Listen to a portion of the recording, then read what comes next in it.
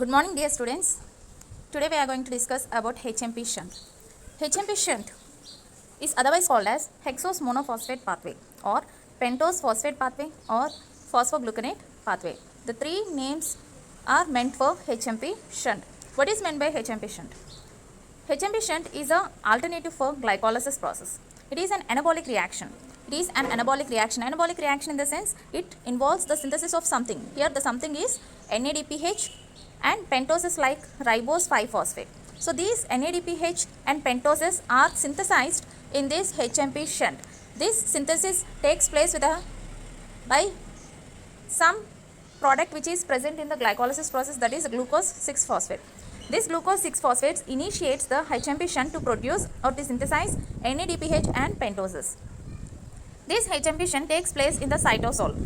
HMP shunt takes place in the cytosol of the cells. Mostly it occurs in the tissues like liver, adipose tissue, adrenal gland, erythrocyte, testis and lactating mammary glands. So these all tissues performs HMP shunt. So what is meant by HMP shunt? HMP shunt is an alternative of glycolysis which involves the synthesis of NADPH and pentoses like ribose 5-phosphate. This pentoses and NADPH plays an important role in other reactions or other synthesis. For example, pentoses like ribose 5-phosphate which is produced from this HMP shunt will be helpful in the synthesis of nucleic acids. Ribose 5-phosphate plays an important role in the synthesis of nucleic acids. Okay, coming to the reactions of this pathway. So, the reactions of this pathway mainly involves two phases. One is oxidative phase and the other one is non-oxidative phase. HMP shunt involves two phases.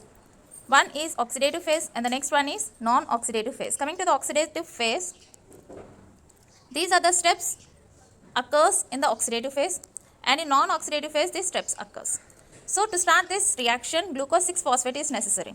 Glucose 6-phosphate will be converted to ribulose 5-phosphate.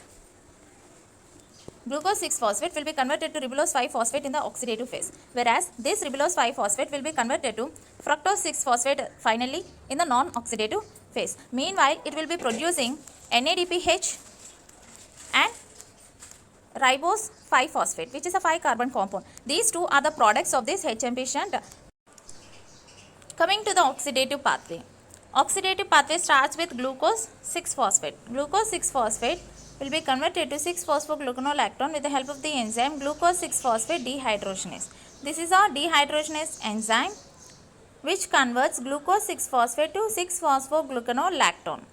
So this conversion takes place by removing the hydrogen from glucose 6-phosphate. This hydrogen which was removed from the glucose 6-phosphate is donated to NADP to form NADPH plus H plus. Okay, so this 6-phosphogluconolactone which is formed undergoes hydrolysis with the help of the enzyme hydrolase.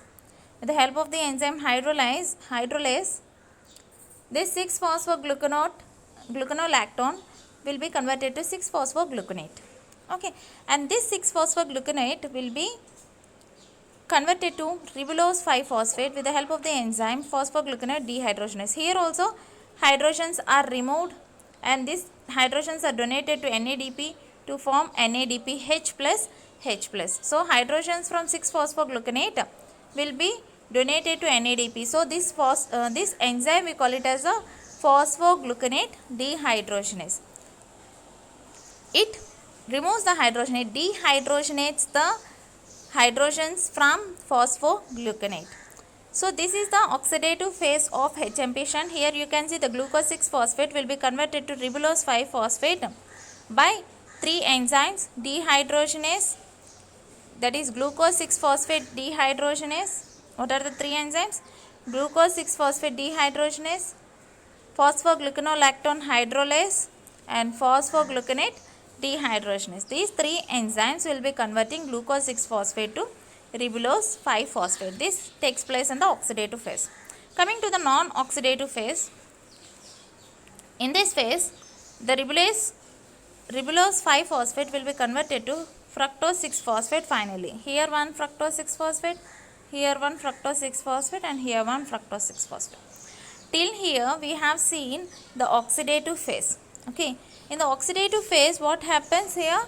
the 6 carbon compound, which is a glucose 6 phosphate, will be converted to again 6 carbon compound, that is 6 phosphoglucanolactone, and this again converted to 6 phosphogluconate, which is also a 6 carbon compound.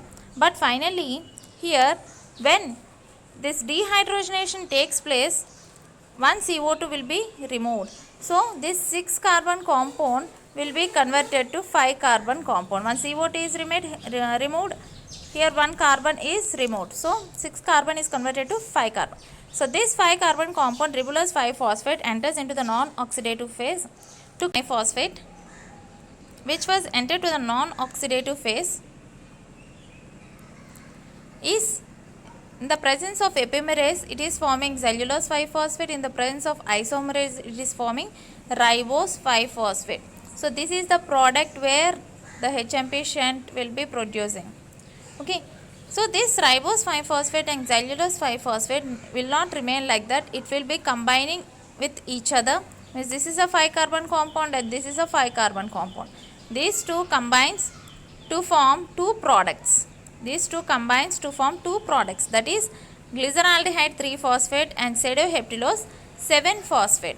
This is a 7 carbon compound and this is a 3 carbon compound. 5 plus 5, here 5 plus 5, 10 carbons will be divided into 7 carbon and 3 carbon compound. The 7 carbon compound is pseudoheptulose 7-phosphate and 3 carbon compound is glyceraldehyde 3-phosphate. This reaction takes place in the presence of the enzyme called transketolase. It takes the help of TPP, that is thiamine pyrophosphate, and forms two products with a 7 carbon compound and a 3 carbon compound. This 7 carbon compound and 3 carbon compound will not be like that, and this also reacts with each other and forms again two products, that is erythrose 4-phosphate and fructose 6-phosphate. Erythrose 4-phosphate is a 4 carbon compound and fructose 6-phosphate is a 6 carbon compound. Here this 7 plus 3, again this 10 carbon will be forming 4 carbon compound and 6 carbon compound. Again a 10 carbon compound will be formed. Okay. So this erythrose 4-phosphate will not remain like that, and this erythrose 4-phosphate will be combining with the cellulose 5-phosphate here, and it will be again producing two products, that is glyceraldehyde 3-phosphate and fructose 6-phosphate. Here also this erythrose 4-phosphate combines with the cellulose 5-phosphate, means 4 plus 5, 9 carbon compound will be forming two products, that is fructose 6-phosphate, which is a 6 carbon compound, and glyceraldehyde 3-phosphate, which is a 3 carbon compound. Total 9 carbons. So this reaction was catalyzed by transketolase. Here the glyceraldehyde 3-phosphate will not remain like that. It will be continuing the reverse cycle of glycolysis to form fructose 6-phosphate. So finally fructose 6-phosphate is formed in 3 steps. Here one fructose 6-phosphate, here one fructose 6-phosphate, and here one fructose 6-phosphate. So this is about the non-oxidative phase.